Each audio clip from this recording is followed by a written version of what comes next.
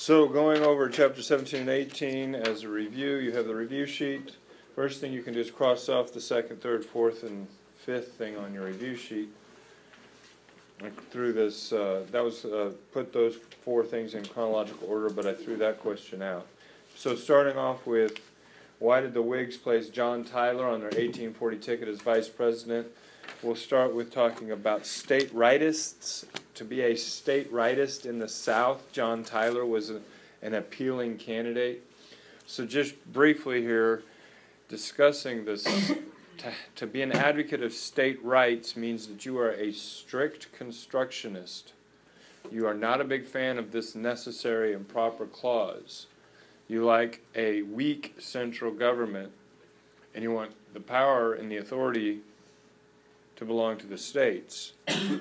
So we still have states' rightists today, but before the Civil War, those that were in favor of state rights were in the South in particular. They wanted the states to have the rights for popular sovereignty, for self-determination, in the idea of slavery. But anyway, John Tyler was placed on the 1840 ticket as a vice presidential candidate to attract the vote from state rightists. Then we have, why did some people in Britain hope for a British alliance with Texas? And this is because the British, and remember the time period here is chapter 17, the time period here is Texas fighting for its independence against Mexico. The United States is not involved yet. Texas fighting for its independence against Mexico, so Texas wants allies. People in Britain are okay with that, number one, because it makes a weaker United States, because you have several countries, Texas and the United States. But it's also, the British are definitely against slavery. So if the British are going to help Texas, then Texas will become a free state. And so the Southerners in the United States are against that. Southerners want Texas to eventually be annexed and become part of the United States as a slave state. Northerners want Texas to come in as a free state. Britain wants Texas to be independent as a free state. Everybody's kind of arguing about Texas. So one argument, or some people in Britain hope for a British alliance with Texas because the alliance would give abolitionists an opportunity to free slaves in Texas. Next one, what is an argument against annexing Texas to the United States? One argument against annexing Texas to the United States was that annexation might give more power to supporters of slavery if Texas comes in as a slave state. But Texas was eventually then annexed into the United States as a slave state because President Tyler, his administration is in a troubled period, and so he does this to kind of appease the Southerners. President Polk's claim that American blood had been shed on American soil. This was in response to the armed clash in this disputed area by the Rio Grande River. Please understand the difference between the Rio Grande is south and Nueces is north. And the area in between is this disputed territory. And that's where Lincoln comes in with his spot resolution. During the Mexican War, the Polk administration was called on several times to respond to these spot resolutions. This was brought up by Abraham Lincoln. One goal of Mexico in its war against the United States was to free blacks, to free black slaves. That was a goal of Mexico. When the war in Mexico began, Polk hoped to fight a very limited war and get California in a very limited war. Then I have four generals, four commanding officers, and you're asked to match them up with their theater of command. So Kearny was in Santa Fe. Taylor was in the northern part of Mexico.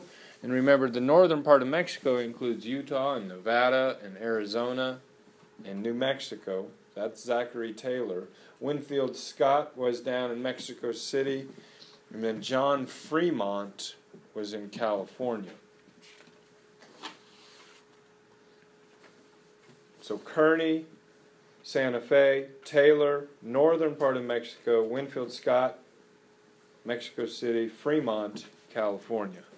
A couple questions then about the Treaty of Guadalupe Hidalgo, and this resulted in the United States paying $15 million for the cession of northern Mexico. And remember, the original offer was $25 million, so we kind of got a good deal there. And those people who were most opposed to Polk's expansion program were the anti-slavery forces. Then we have this Wilmot Proviso that we talked about yesterday, the Wilmot Proviso. And this was the idea that slavery would not spread. Slavery would be banned from all territories in Mexico.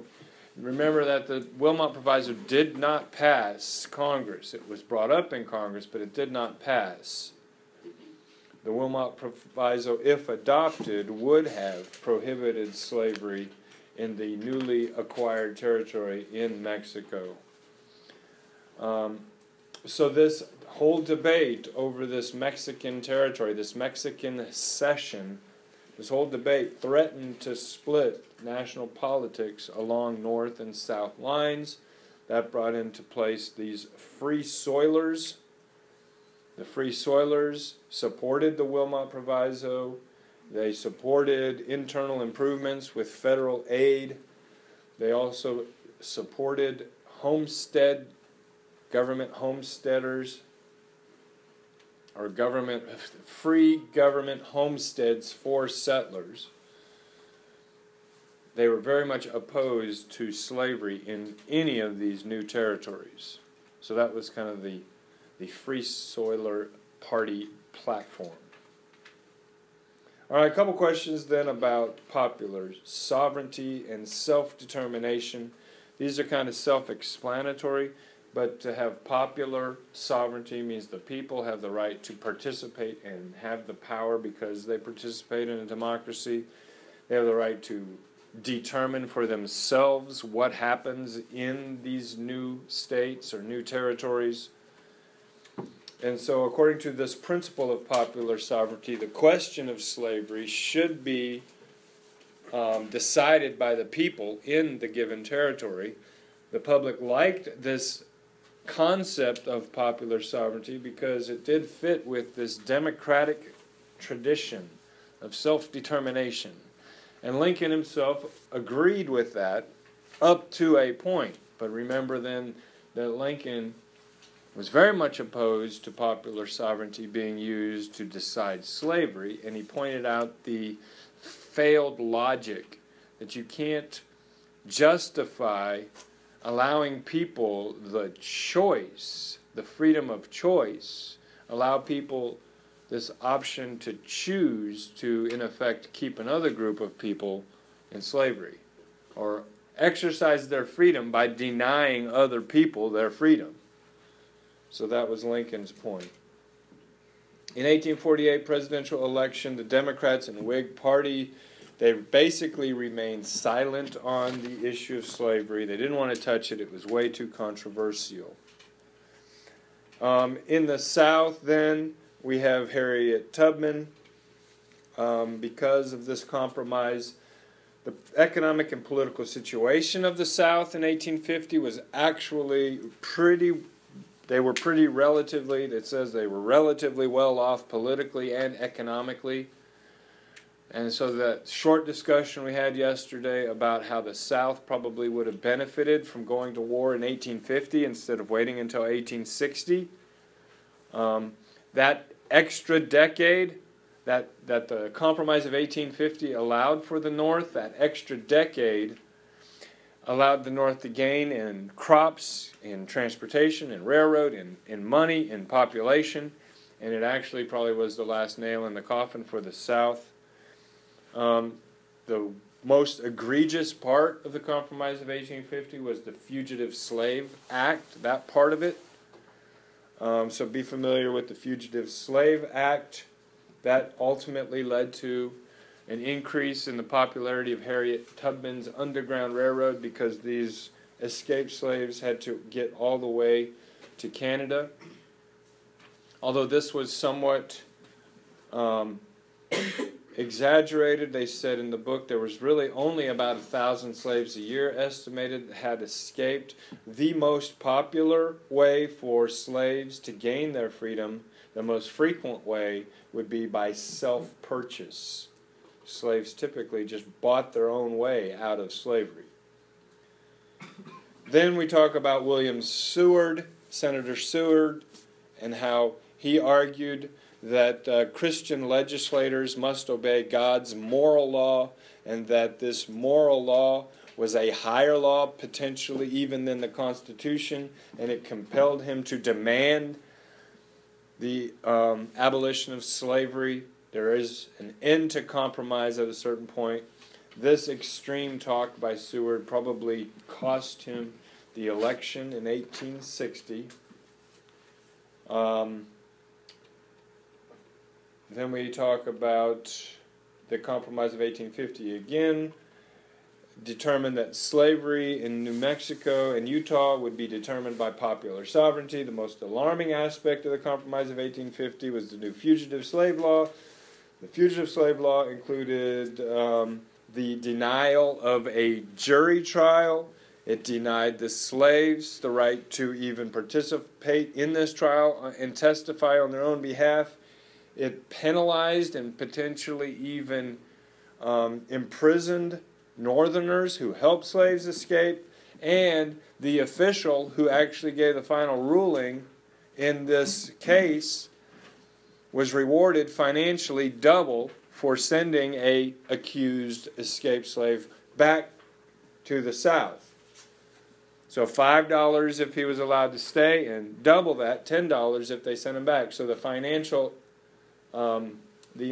the financial incentive for the official to rule against the slave was definitely there. So those are all of these provisions. Slaves were they were returned from the North. Slaves were not returned from Canada. You got to Canada, you were set. All right.